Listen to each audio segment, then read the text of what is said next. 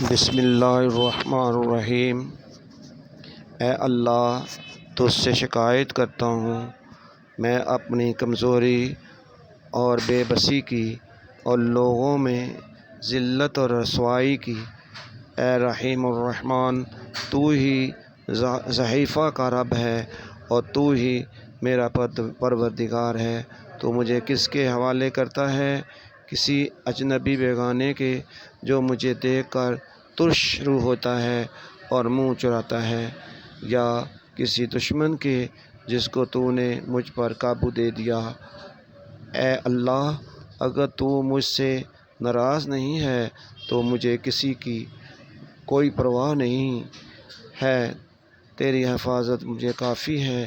میں تیرے چہرے کے اس نور کے طفیل جس سے تمام چیزیں اندھیریاں روشن ہو گئیں اور جس سے دنیا اور آخرت کے سارے کام درست ہو جاتے ہیں، اس بات سے پناہ مانگتا ہوں کہ مجھ سے تیرا غصہ ہو یا تو مجھ سے ناراض ہو۔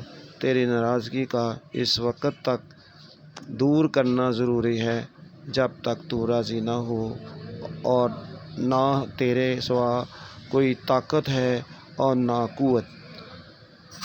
پیارے ساتھیو، یہ رسول پاک صلی اللہ علیہ وسلم کا طواف کا سفر کی واپسی کی دعا ہے۔